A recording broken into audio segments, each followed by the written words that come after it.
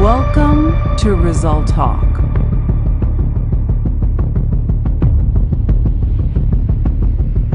Today, we connect José Rizal's novels to make sense of urgent civic problems in the Philippines. In the next few minutes, we'll follow 3 stories that reveal how old truths echo in modern headlines. 3 stories, 3 connections, 1 question. What will we do next?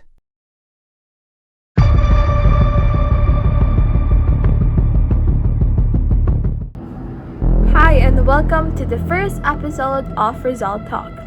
Our talk about today is about corruption and power abuse, one of the important themes shown by Jose Rizal in Junamie I. Even though the story happens many years ago, the same problem can be seen in our country today.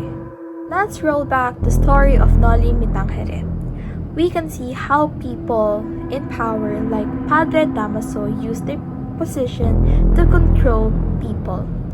He disrespect them, especially who would disagree with him, and use religion to show his power. His greed and pride caused pain and fear among the people. Through this, Jose Rizal showed how corruption and abuse of power can destroy the fairness and justice in our society. If we relate this today, corruption still happening in many forms. One common example is the misuse of public funds, in short, our tax. This happened when the government money meant for schools, hospitals, or roads is stolen or used in their personal gain.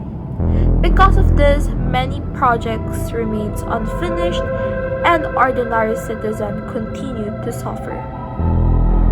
Vote buying is also the big problem in our country. During elections, some politician gives money or goods to people in exchange for their votes.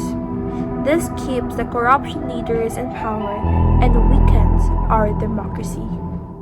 There is also nepotism, which happens when the leaders give jobs or favor to their friends or relatives instead for the choosing and most qualified person. This kind of favoritism leads to poor governance, service, and unfair opportunities for all the people.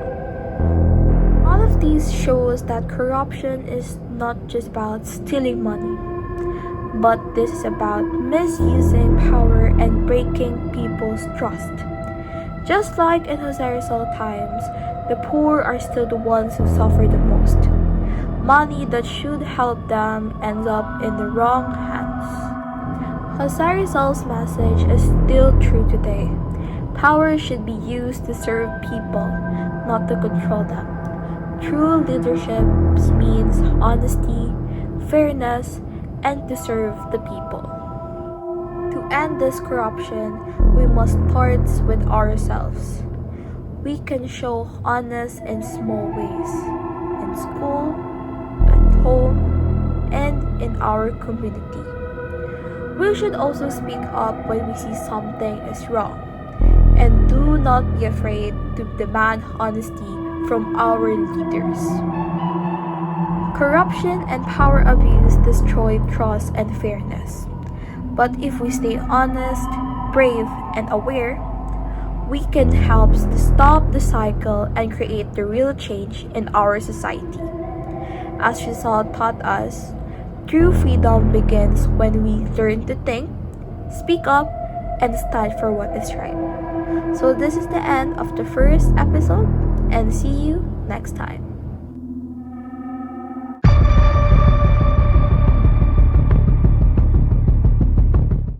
Welcome to RizalTalk, and we are now on the second episode entitled Social Inequality and Injustice. In El Filibusterismo, we meet a group of young students in Manila, Isagani, Basilio, and their friends, who dream of one thing: education and fairness. They fight for the right to open a Spanish academy where Filipinos can learn freely and equally. But their dream is crushed by those in power, who fear that education will awaken the people. Dr. Jose Rizal believed that education was the key to freedom. Through knowledge, people could understand their rights and challenge the injustices around them. But in a society built on inequality, even something as simple as learning became a privilege, not a right. Today, the same struggle still exists. Many Filipino students face barriers to education. Some walk long distances to school, others stop studying to help their families, and many cannot afford tuition or gadgets for online learning. Poverty and lack of support continue to divide those who can learn and those who cannot. Just like Rizal's reformist characters, today's youth continue to raise their voices. They speak out against discrimination, inequality, and injustice, whether online, in classrooms, or in communities. The fight for fairness didn't end in El Filibusterismo. It lives on in every young person who believes that everyone deserves a chance to learn and to dream. Education is not just a privilege, it is a right. And when we fight for equal education, we continue Rizal's legacy and let us be the generation that breaks the cycle of inequality and builds a future where no one is left behind.